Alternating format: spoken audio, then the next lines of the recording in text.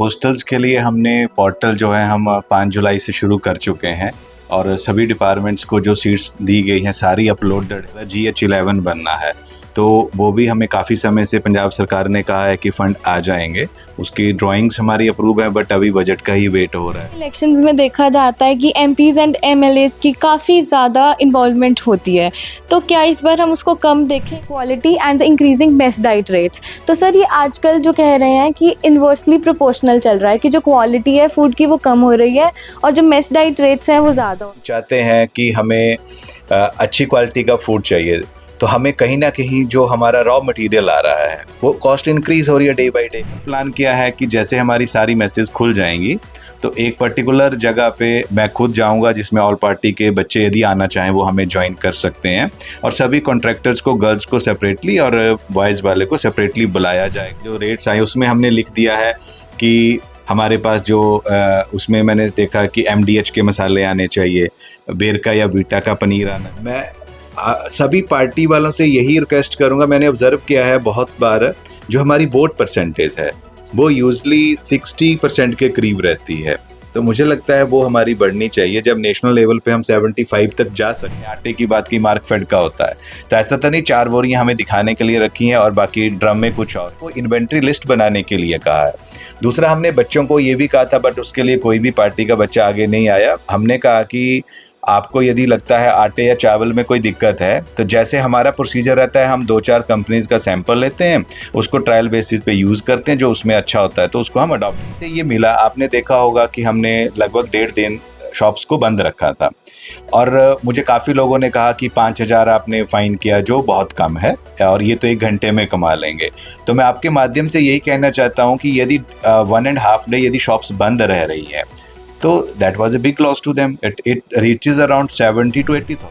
हमारा मकसद वहाँ पे हाइजीन मेंटेन करना है उनको, या पर्सनल हमें नहीं है कि हमें उनको परेशान। यूनिवर्सिटी में कभी स्टूडेंट सेंटर बंद नहीं रहा लेकिन अभी हमने ऑर्डर निकाले हैं कि कुछ शॉप, ताकि सारा नहीं एकदम करेंगे, ताकि जो भी हमारे बच्चे हैं या बाहर से लोग आ रहे हैं उनको खाने को कुछ ना कुछ मिले। अच्छे माहौल में मनभेद नहीं होना चाहिए, मतभेद तो जरूर हो सकते हैं। इश्यूज काफ़ी आ रहे हैं स्पेशली गर्ल्स। देखिए जब आप गर्ल्स कहते हैं मुझे ऐसे लगता है आजकल हम इसमें जी रहे हैं कि बॉयज़ गर्ल्स सब बराबर है, तो बच्चे बच्चे हैं चाहे वो कोई भी। देखिए जो एडम ब्लॉक के बाहर वाली लेन है फिजिक्स वाली, ये शाम को भरी पड़ी होती है तो हमें कहीं ना, और मैक्सिमम आउटसाइडर हैं तो बच्चों को ही आगे आना पड़ेगा कि आउटसाइडर के लिए गाड़ियां बंद हम करेंगे तो वो बुरा मानते हैं।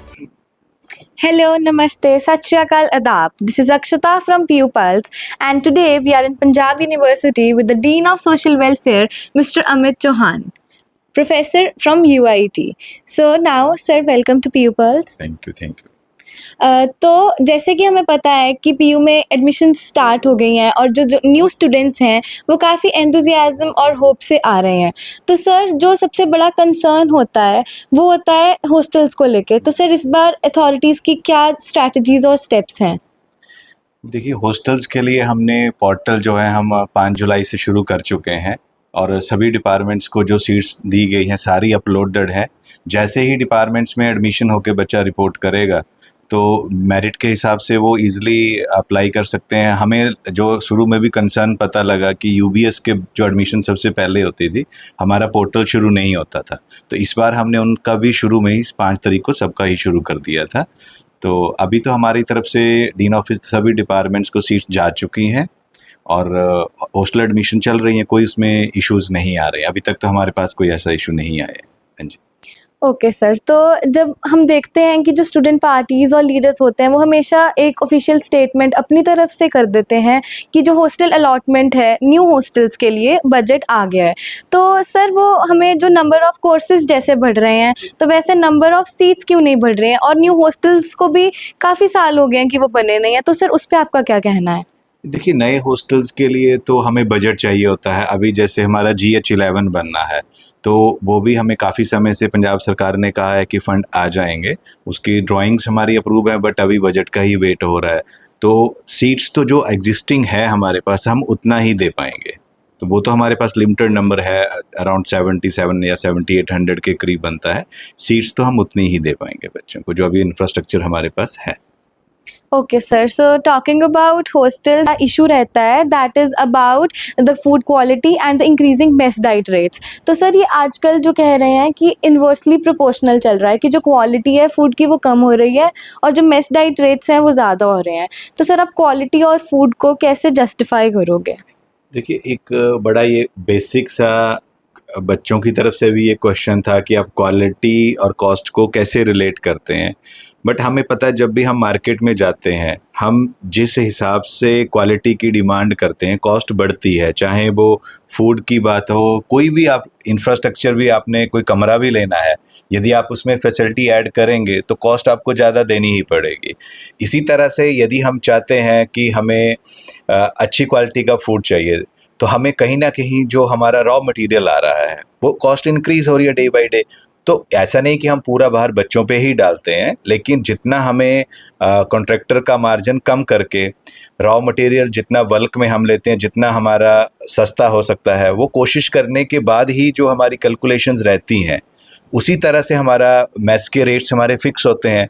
अभी भी जो हमने हाइक किया है, जैसे काफ़ी हमारा बच्चों से भी डिस्कशन हुआ, तो बार बार क्वालिटी की ही बात आ रही थी कि क्वालिटी हम कैसे इम्प्रूव कर सकते हैं। तो देखिए, उसके लिए हमने एक तो ये किया है कि सभी वार्डन्स को हमने कहा है कि आप हमें मंथली रिपोर्ट दीजिए फूड की। यूजली मुझे जो पहले बताया भी गया और मुझे खुद भी पता है कि हम 3 महीने में एक बार इनिशियली भेजते थे, उसके बाद हम लोग से कोई भी रिपोर्ट नहीं ली जाती थी, लेकिन हमने कहा है हमें मंथली चाहिए वो रिपोर्ट। दूसरा हमने क्या स्टेप्स किया है, कुछ हॉस्टल्स की ग्रुपिंग करके, जैसे हमने उसमें डाइटिशियन है प्लस उस हॉस्टल के वार्डन्स हैं, उनकी कमेटीज़ हम पहले ही बना चुके हैं। मतलब रेट बढ़ाने से भी पहले बना चुके थे, ऐसा नहीं था कि हमने एकदम रेट बढ़ाए फिर सोचा। हम पहले ही कमेटीज़ बना चुके थे। एक हमने इस बार और प्लान किया है कि जैसे हमारी सारी मैसेज खुल जाएंगी, तो एक पर्टिकुलर जगह पे मैं खुद जाऊंगा, जिसमें ऑल पार्टी के बच्चे यदि आना चाहें वो हमें ज्वाइन कर सकते हैं, और सभी कॉन्ट्रैक्टर्स को, गर्ल्स को सेपरेटली और बॉयज़ वाले को सेपरेटली बुलाया जाएगा। उनको हाइजीनिक कंडीशंस के लिए, क्लीननेस के लिए, अच्छी क्वालिटी के लिए, सबके लिए उनको समझाया भी जाएगा, वार्न भी किया जाएगा कि यदि आप इसको लाइटली लेंगे तो हम लोग एक्शन भी लेंगे। तो वो भी हम एक एफर्ट कर रहे हैं। दूसरा, एक हमने खुद ऑब्जर्व किया है कि जो बच्चों का भी कंसर्न था कि क्वालिटी की बात, जिसे अभी तो हम हाइजीन की बात कर रहे हैं, तो क्वालिटी में हम लोग, ये कल भी हमारी वार्डन्स के साथ मीटिंग हुई है, तो मैंने उनको यही कहा है कि आप थोड़ा इन्वेंट्री भी चेक करो। जैसे अभी आपने देखा होगा जो रेट्स आए, उसमें हमने लिख दिया है कि हमारे पास जो उसमें मैंने देखा कि MDH के मसाले आने चाहिए, बेरका या बीटा का पनीर आना चाहिए। तो वो कहीं ना कहीं पे हमने ये देखा कि हमारी तरफ से चेक नहीं हो पा रहा है। क्या हम एक बार गए, डब्बे रखे हैं, ठीक है, पर वो क्या पता वही रखा है डब्बा और आते ही ना हो हमारे पास। तो हम लोगों का ये है कि सभी वार्डन्स को इंस्ट्रक्ट किया गया है कि आप इन्वेंट्री जरूर चेक करो, और जो आपकी लिस्ट में इन्वेंट्री में आइटम्स हैं उसके अलावा मेस या कैंटीन में कुछ नहीं होना चाहिए। वहाँ से हमें पता लगेगा कि कितनी क्वांटिटी आई। ऐसा तो नहीं कि वही यूज़ हो रही है, रखी गई है। अब जैसे हमने आटे की बात की, मार्कफेड का होता है, तो ऐसा तो नहीं 4 बोरियां हमें दिखाने के लिए रखी हैं और बाकी ड्रम में कुछ और है। तो हमने उनको इन्वेंट्री लिस्ट बनाने के लिए कहा है।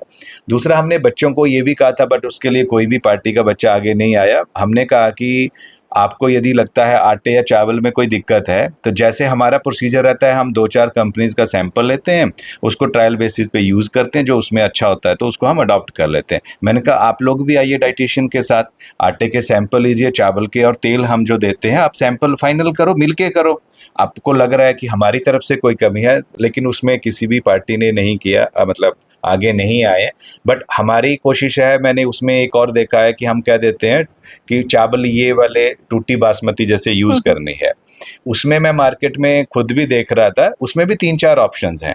अब वो कौन सी करनी है वो हम फाइनल करने जा रहे हैं। फिर हम चेक करेंगे कि वो जो हमें बिल दिए जाते हैं या उसके पास जो एंट्री है, क्या वही नंबर आ रहा है, क्योंकि 3-4 वैरायटीज़ होती हैं जिनके नंबर्स हमें मिलते। इसी तरह से हम एक एफर्ट करने अभी जा रहे हैं कि जो दालें आती हैं, मैंने मार्केट में देखा दालों में मार्जिन बड़ा है, खुली दाल है उसका रेट अलग है, ब्रांडेड है तो उसका अलग है। तो कहीं ना कहीं हम 2-3 ब्रांड्स को भी फिक्स कर रहे हैं कि यही ब्रांड्स की दालें आनी चाहिए, और इन्वेंट्री बनेगी तो क्रॉस चेक हो जाएगा।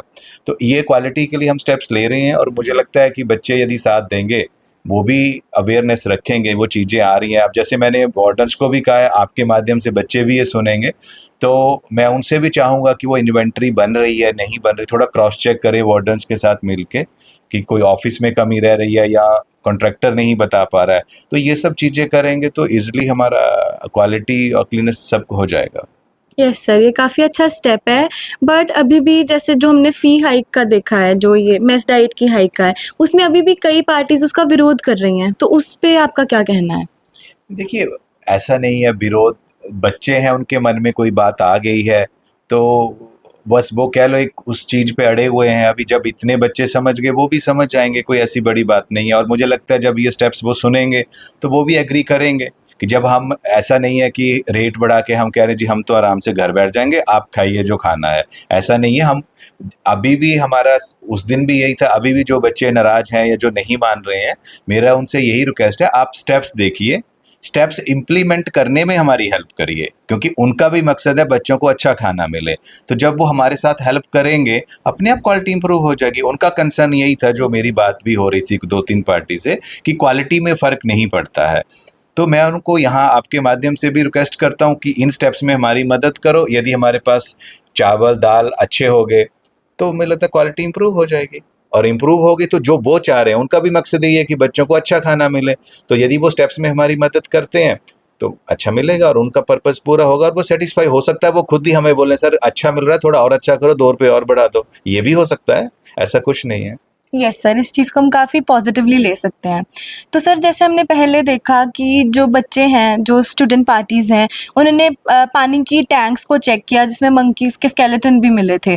तो उसके बाद जब हम देखें, अब वो वाला इश्यू रिज़ॉल्व हो चुका है, बट उसके बाद जब ये टूसी पे रेड्स डलती हैं, एकदम से जाते हैं, तो हमेशा ये देखा जाता है कि जो किचन्स हैं उनकी बहुत अनहाइजीनिक और होती हैं और बहुत कम क्लीनलीनेस होती है उनमें।